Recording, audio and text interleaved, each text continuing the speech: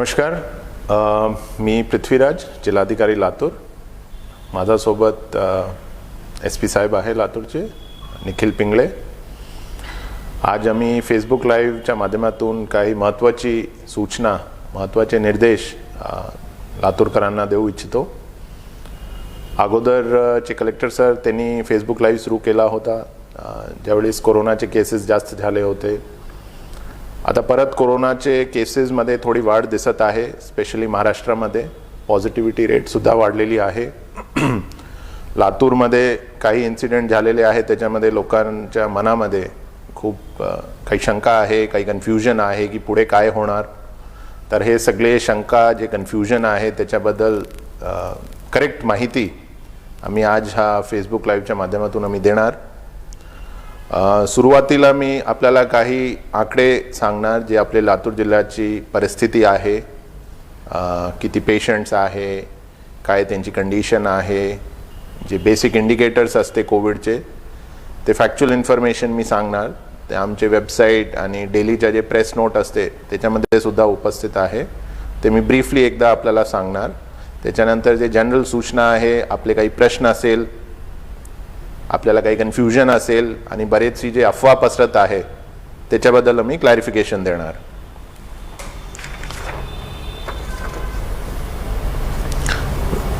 लातूर जिल्ह्यामध्ये जर कालची आपण रिपोर्ट बघितली तर सरासरी 2133 एवढे टेस्ट झाले होते. त्याच्यामध्ये जे पॉझिटिव्ह रुग्ण आले त्याची संख्या 98 आहे. डिस्चार्ज जे झाले होते ते टोटल 48 डिस्चार्ज झाले होते. आणि आज घडीला आपले लातूर जिल्ह्यामध्ये जे ॲक्टिव्ह रुग्ण आहे ते संख्या 397ची आहे. पण हा 397 पैकी 190 पेशंट्स हे एकदम सौम्य लक्षण आहे, त्याच्यामुळे ते होम आयसोलेशनमध्ये आहे. आणि जे ऑक्सिजनवर पेशंट्स आहेत ते आकडा फक्त 35चा आहे. आपल्या जिल्ह्याचा जे रिकव्हरी रेट आहे दॅट इज 95.6%. मागचे मार्चपासून आजपर्यंत टोटल जे आपले कोविडमध्ये पेशंट्स पॉझिटिव्ह सापडलेले आहे जिल्ह्यामध्ये ते जे आकडा आहे ते आहे 25,045च्या. त्याच्यापैकी 23,945 एवढे लोक डिस्चार्ज झालेले आहे सक्सेसफुली. जे बेसिक इंडिकेटर्स आहे ते आपले लातूर जिल्ह्याचे we are below the national average आणि स्टेट ॲव्हरेजच्या पण काही इंडिकेटर्समध्ये आपण कमी जे आहे. जे डबलिंग रेट आहे ते लातूरची 700 डेज आहे. जे फेटलिटी रेट म्हणते number of deaths as percentage of total confirmed cases ते 2.8% आहे. आपल्याकडे भरपूर सफिशियंट ऑक्सिजन बेड्स आहे, सफिशियंट व्हेंटिलेटर्स आहे आपल्याकडे. आणि जे पण मेडिकल फॅसिलिटीज इन्फ्रास्ट्रक्चर आपण म्हणते 3 टियर, ज्याच्यामध्ये CCC, DCHC आणि DCH हे आपल्याकडे सफिशियंट मात्रामध्ये याच्यामध्ये बेड्स उपलब्ध आहे. हे जे बेसिक आकडे आहे याच्यामध्ये जर आपण वीकली जर ट्रेंड बघितला तर आपल्या मागचे 8-10 दिवसामध्ये नंबर ऑफ केसेस ते अराउंड 40 to 42 असा ॲव्हरेज येत होता.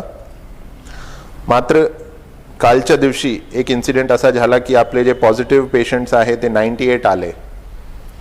ते इन्सिडेंटवर आपण नंतर चर्चा करणारच आणि त्याच्यावर आपण शासनाने काय सूचना दिलेली आहे ते आपण चर्चा करू. मला वाटते हा ओपनिंग रिमार्क्स आणि बेसिक आपल्याला माहिती दिलेली आहे. बरोबर. आता काही महत्त्वाची इन्फॉर्मेशन आणि एक बेसिक मेसेजसाठी मी SP साहेबांना रिक्वेस्ट करतील की ते आपल्याला संबोधित करणार. नमस्कार. मी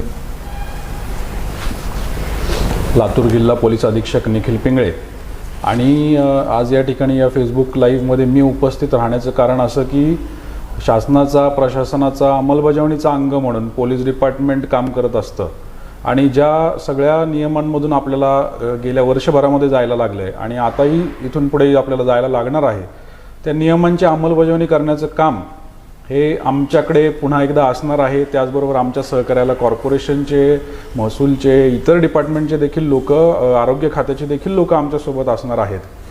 आपल्या सुदैवाने आत्ताची जी काही परिस्थिती आहे ती तितकी चिंताजनक जरी नसली तरी देखील आपण अत्यंत काळजी घेणं गरजेचं आहे आणि त्यामुळंच तुम्ही पाहताय की रस्त्यावरती आपण पुन्हा एकदा कारवाया सुरू केलेल्या आहेत.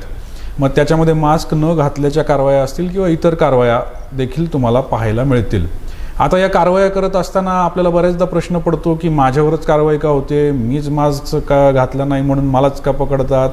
तर या सगळ्या गोष्टींचा तुम्ही सगळ्यांनी एक नागरिक म्हणून विचार करून त्याच्यावरती निर्णय घेणं आपापल्या स्तरावरती गरजेचं आहे की प्रशासन ज्यावेळी या सगळ्या गोष्टींमध्ये कारवाई करत असतं त्यावेळी ते तुम्हाला एक संदेश देऊ इच्छितं. सगळ्यात महत्त्वाचं की ते म्हणजे आपल्याला प्रत्येकाला काळजी घ्यायची आहे. आम्हाला कोणावरही कारवाई करायची इच्छा नाही आहे, परंतु जर आपण सगळ्यांनी नियम पाळले तर मुळातच ती कारवाई करायची वेळ येणार नाही, हे आपण सगळ्यांनी लक्षात घ्यायचं आहे. तुम्हाला सगळ्यांना माहिती आहे की गेल्या वर्षभरामध्ये आपण जे हायजीन, सॅनिटेशन, योग्य आरोग्यविषयक काळजी, मास्क वापरणे, हात सॅनिटाईज करणे, या सगळ्या गोष्टी ज्या आपण परिपूर्ण व्यवस्थितपणे पाळल्या, त्यातून असं निदर्शनास आलं की इतर रोग व्याधी द्या देखील आहे. असा एक अभ्यास आहे की हा देखील होण्याचं प्रमाण या ठिकाणी कमी झालं होतं आणि त्यामुळंच आता जे आपण मास्कचे निर्बंध सर्वांवरती जे काही लावलेले आहेत ते देखील आपण तितक्याच प्रामाणिकपणे पाळणं गरजेचं आहे. त्याचबरोबर सॅनिटायझर असेल, सोशल डिस्टन्सिंग असेल, क्राउडिंग करायचं नाही, या सगळ्या गोष्टी ज्या आहेत या देखील त्याचंही पालन करणं अत्यंत गरजेचं आहे. बऱ्याच ठिकाणी इथून मागे आपण पाहिलं की लोक गर्दी करत होते, कार्यालयांमध्ये गर्दी करत होते. त्या अनुषंगाने आपण आता प्रत्येक कार्यालयाची मीटिंग देखील घेतलेली आहे, चालकाची, मालकाची, सर्वांचीच, आणि सगळ्यांना सूचना पण दिलेल्या आहेत की आता जर का गर्दी कराल तर त्याला मोठा भुर्दंड नियमाप्रमाणे बसणार आहे. आणि त्याच्यामुळे आपल्या प्रत्येकाने ती काळजी घ्यायची गरज आहे की मुळातच मी एक सुजाण नागरिक म्हणून, लातूरचा सुजाण नागरिक म्हणून मी कुठलाही दंड भरायची वेळ माझ्यावरती आली नाही पाहिजे.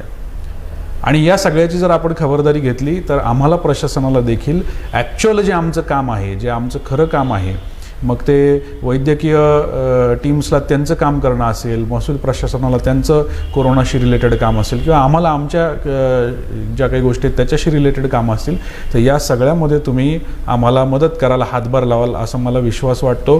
कुठल्याही परिस्थितीमध्ये आपल्याला पुन्हा एकदा आधी जशी परिस्थिती निर्माण झालेली ऑगस्टमध्ये, सप्टेंबरमध्ये किंवा त्याआधी, अशा प्रकारची परिस्थिती आपल्याला पुन्हा निर्माण होऊ द्यायची नाही आहे. आणि त्यासाठी प्रशासन म्हणून फक्त आम्हीच नाही, तुम्ही प्रत्येकाने आम्हाला याच्यामध्ये मदत करणं गरजेचं आहे.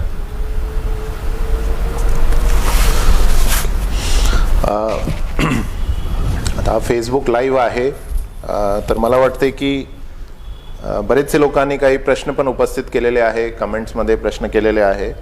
तर जेवढे काही प्रश्न आलेले आहे आय थिंक त्याला मी अगोदर उत्तर देतो आणि त्याच्यानंतर माझी जे काही सूचना आहे, आमचे काही जे डिसिजन्स झालेले आहेत त्याच्यावर मी बोलतो. पण याच्यामध्ये एक गोष्ट आपल्याला लक्षात ठेवायची की हे खूपच डायनॅमिक सिच्युएशन आहे. जे उत्तर मी तुम्हाला आज देणार ते आजची परिस्थितीवर अवलंबून आहे. आजचे जितकी केसेस आहे, जी कंडिशन आहे जिल्ह्याची, त्याच्या बेसिसवर मी आज तुम्हाला उत्तर देणार. उद्या जर ते कंडिशन चेंज झाली, केसेस वाढले अथवा काही चेंजेस झाले तर डेफिनेटली ते डिसिजन चेंज होऊ शकते. तर हे आज घडीला काय स्टेटस आहे त्याच्या बेसिसवर मी आपल्याला उत्तर देणार. पहिला प्रश्न आहे जे सगळ्यांच्या मनामध्ये आहे बरेच दिवसापासून, आणि ते आहे की लॉकडाऊन होणार का. तर याच्या सरळ उत्तर आहे की सध्या लातूरमध्ये लॉकडाऊन आम्ही नाही करणार. शासनाची कुठल्याही प्रकारची तशी सूचना नाही. The answer is clear no. But जसं मी आता सांगितले की हे कंडिशनवर डिपेंडेंट आहे की उद्या काय परिस्थिती होणार लातूरमध्ये, आपले महाराष्ट्र राज्यामध्ये काय परिस्थिती होणार, त्याच्या बेसिसवर ते डिसिजन चेंज होऊ शकते. परवाच्या दिवशी पालकमंत्री साहेबांसोबत आमची सगळे डिपार्टमेंटचे ऑफिसर सगळ्यांची एक आढावा बैठक होती. त्याच्यामध्ये पण लॉकडाऊनची चर्चा झाली होती आणि हेच डिसिजन आला की सध्या लॉकडाऊन लातूरमध्ये होणार नाही. So the right now the answer is no. दुसरा एक प्रश्न पडला आहे की शाळा आणि महाविद्यालय हे बंद होणार का. याचंही सरळ उत्तर आज घडीला आन्सर इज नो. जे शासनाने जे शाळांना जे वर्गांना चालू करण्याची परवानगी दिलेली आहे 5th स्टँडर्ड से 8th स्टँडर्ड आणि अगोदर 9th to 12th, तर ते तसे चालू राहणार. फक्त जे आम्ही तपासणी करू कुठल्या स्पेसिफिक शाळामध्ये जर काही केसेस आढळले तर ते शाळाला मात्र आम्ही काही दिवसासाठी बंद करणार, तिकडचे सगळे लोकांची टेस्टिंग करणार. तो in general the answer is no. शाळा महाविद्यालय सध्या बंद होणार नाही.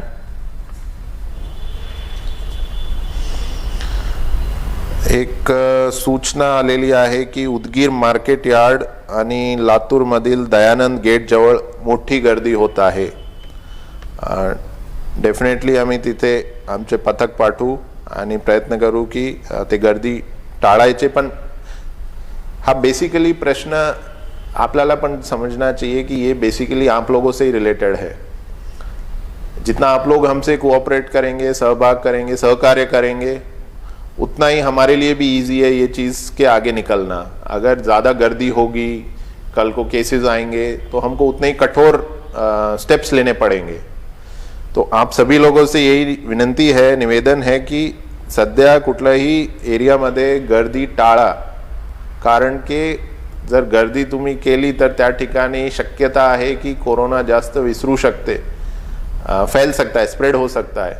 आणि तशी जर कंडिशन आली तर आमच्याकडे दुसरा काही पर्याय राहणार नाही. आम्हाला ते पर्टिक्युलर मार्केट यार्ड अथवा मार्केट एरिया ते सील करावा लागेल. तर आम्ही डेफिनेटली तिथे कारवाई करू. पण आपल्याला सगळ्यांनाही विनंती आहे की कृपा करून तुम्ही पण सहकार्य करा आणि गर्दी टाळा. अनावश्यक घराचे बाहेर पडू नये. Only for essential services. जैसे आप लॉकडाउन के टाइम बिहेव कर रहे थे उसी तरीके से बिहेवियर करिए. अगले 10 से 15 दिन के लिए ये रिक्वेस्ट रहेगी, क्योंकि जो सेकेंड वेव का लोग कह रहे हैं कि वापस से केसेस बढ़ने वाले हैं, that will be clear in the next 10 to 15 days. जैसे CM साहब ने सुद्धा त्यांची ते प्रेस कॉन्फरन्समध्ये सांगितलं आहे की तुमच्या हातात आहे की पुढे काय स्टेप्स घ्यायचे. जर हे 8-10 दिवसामध्ये आपण काळजी नाही घेतली, प्रिव्हेंटिव्ह स्टेप्स नाही घेतले आणि कोरोनाचे केसेस असाच कंटिन्युअसली वाढले तर दुसरा काही पर्याय राहणार नाही आणि लॉकडाऊन जसे स्ट्रिक्ट स्टेप्स आपल्याला घ्यावा लागेल.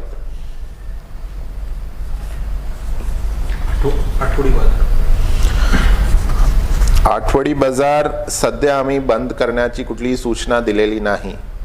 पण परत तिथे पण तेच सूचना आहे की जितका शक्य असेल तितका तुम्ही गर्दी टाळा. ॲज ऑफ टुडे आम्ही ते आठवडी बाजार बंद करण्याचे कुठलेही आदेश काढले नाही.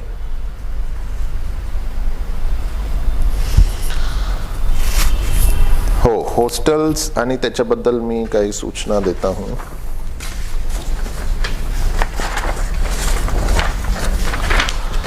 आता कालचा जे एक इन्सिडेंट झाला, एक हॉस्टेलमध्ये 360 विद्यार्थी होते. त्याच्यापैकी 2-3 विद्यार्थीला सिम्पटम्स होते. त्यांची टेस्टिंग केली, ते पॉझिटिव्ह आले. आणि सिन्स ते हॉस्टेलमध्ये राहत होते तर आम्ही पूर्ण 360 विद्यार्थ्यांच्या टेस्टिंग केला. त्याच्यामध्ये 40 विद्यार्थी पॉझिटिव्ह आले होते.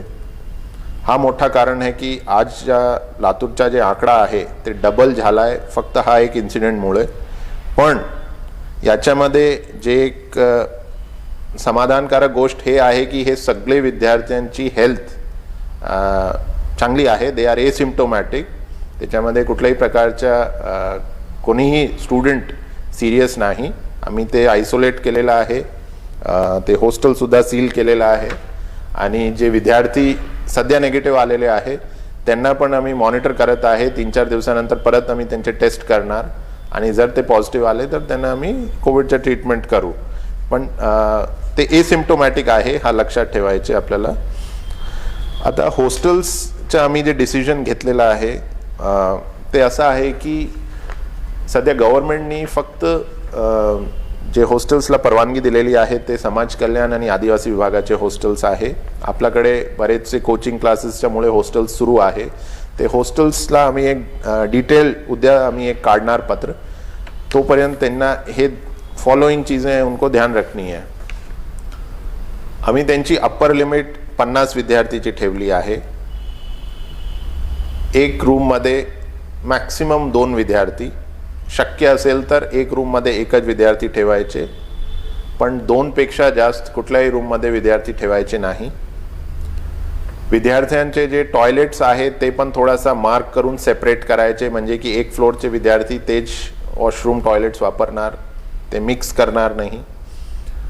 हॉस्टेल्सच्या रेग्युलर सॅनिटायझेशन करण्याची जबाबदारी हॉस्टेल मालकची असणार.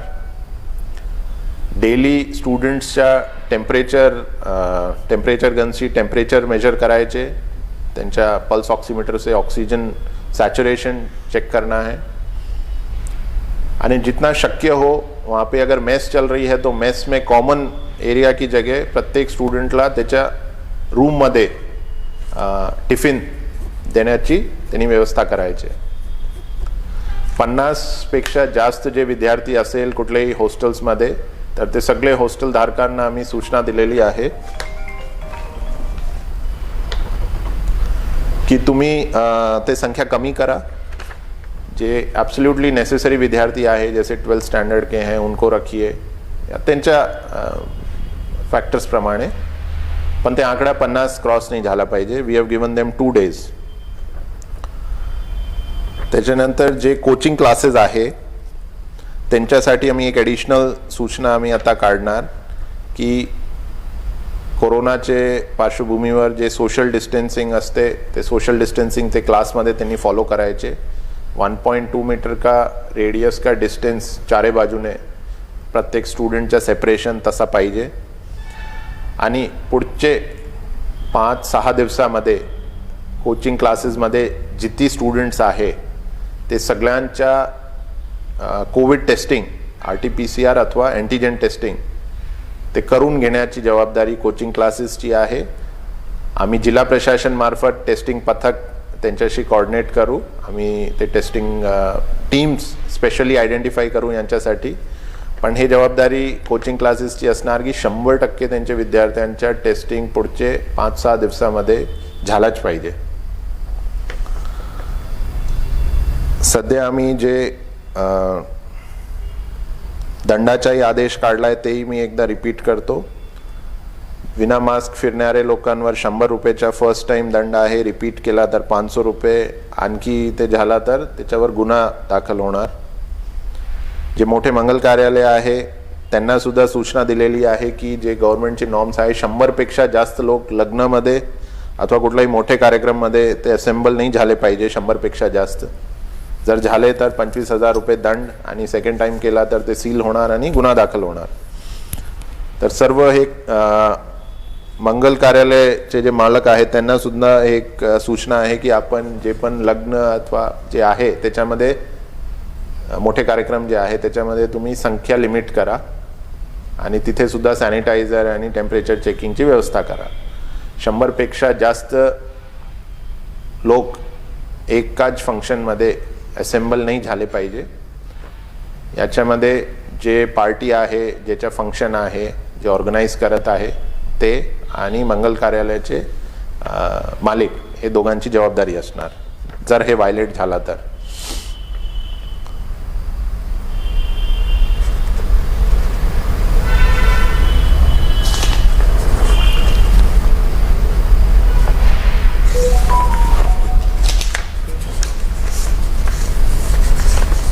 हे झाले. आणखी काय नाही? ठीक आहे. आणखी एक महत्त्वाची सूचना आहे की आपले लातूर शहरामध्ये जे प्रसिद्ध सिद्धेश्वर यात्रा होते त्याच्यासाठी आम्ही आज एक बैठक घेतली. त्याच्यामध्ये ते ट्रस्टचे लोक, चॅरिटी कमिशनर मॅडम, सगळे प्रशासकीय अधिकारी ते सगळे उपस्थित होते. आणि आम्ही हे डिसाईड केलं आहे की जे आपले तिथे आवश्यक पूजा अर्चनाचा जे विधिवत कार्यक्रम आहे ते सोडता बाकी सगळे कार्यक्रम यावर्षी होणार नाही. आणि हे जे कार्यक्रम जे आवश्यक आहे ते रात्री दुधाचा अभिषेक असते, सकाळी पूजा असते आणि ते एक झेंडावंदन काहीतरी आहे. तर याच्यामध्ये सुद्धा 50पेक्षा जास्त लोक तिथे असेंबल नाही होणार तशी आम्ही सूचना दिलेली आहे. त्याच्याही आम्ही उद्यापर्यंत डिटेल्ड आदेश आणि प्रेस रिलीज काढू, पण ते सुद्धा एक महत्त्वाची सूचना आहे. अच्छा, हा सगळी गोष्ट करताना फक्त एक महत्त्वाचा जे मेसेज आहे सगळ्यांना लक्षात ठेवायचे की आपण 1 वर्ष कोरोना काळामध्ये आपण सगळे प्रिकॉशन्स घेतलेले आहे, ते जे आपल्याला कंटिन्यू करायचे. घाबरण्याची काही आवश्यकता नाही. परिस्थिती कंट्रोलमध्ये आहे. नंबर ऑफ केसेस पण आउट ऑफ कंट्रोल नाही गेलेले आहे. हे इतके आम्ही अलर्टनेस आपल्यासाठी जे आहे की पुढे जाऊन ते केसेस वाढवले नाही पाहिजे ज्याच्यामुळे काही आपल्याला लॉकडाऊन किंवा असं स्ट्रिक्ट स्टेप्स घ्यावा लागेल. तो हे सगळे स्ट्रिक्ट हार्श मेजर्स अवॉइड करण्यासाठी आता शॉर्ट टर्म आपण हे स्टेप्स घेत आहे. तर याच्यामध्ये सगळ्यांच्या सहकार्य असावा अशी एक अपेक्षा करतो. आता हे जे वीकेंड येणार शनिवारी आणि रविवार, तर मला वाटते की आपण सगळ्यांनाच एक स्वतःना एक जबाबदार लातूरकर म्हणून मला वाटते की एक सेल्फ कर्फ्यू सारखा आपल्याला स्वतःच करायचे. अत्यावश्यक काम सोडून कुठल्याही कामासाठी सॅटर्डे आणि संडे सगळ्यांना विनंती राहील की आपण बाहेर पडू नये. आणि जसं आपण अगोदर पण एक सेल्फ कंट्रोल आणि सेल्फ कर्फ्यू, जनता कर्फ्यू ज्याला म्हणत होते, जे केला होता, तर हे सगळ्यांना आव्हान आहे की हे जे वीकेंड येणार शनिवार आणि रविवारी, तर आपण सगळे एक जनता कर्फ्यू म्हणून ते 2 दिवस हम निकालते हैं उस तरह से, जिसकी वजह से होपफुली ये प्रिवेंशन बंद करने में मदद होगा कोविड का. और आगे का अगर कुछ उसमें लिंक हम तोड़ने में यशस्वी रहे तो ये लातूर जिले के लिए बड़ी उपलब्धि होगी और डेफिनेटली आगे जाके लॉकडाउन या इस तरह की चीज़ें हम अवॉइड कर सकते हैं. तो फिर से एक बार मैं रिपीट करूंगा, सभी लातूर के निवासियों से एक निवेदन रहेगा कि ये सॅटर्डे और संडे, शनिवार आणि रविवारी आपण सगळे एक जनता कर्फ्यू म्हणून एक्सेप्ट फॉर इसेंशियल सर्विसेज घर से बाहर मत निकलिए. एक सेल्फ कंट्रोल दिखाइए, एक जवाबदारी आप दिखाइए कि जवाबदार नागरिक हैं आप. और डेफिनेटली इससे हमें भी एक उत्साह मिलेगा, मोटिवेशन मिलेगा प्रशासन को भी कि जनता हमारे साथ है, लोग हमारे साथ हैं और डेफिनेटली हम कोरोना के युद्ध में हम जीतेंगे.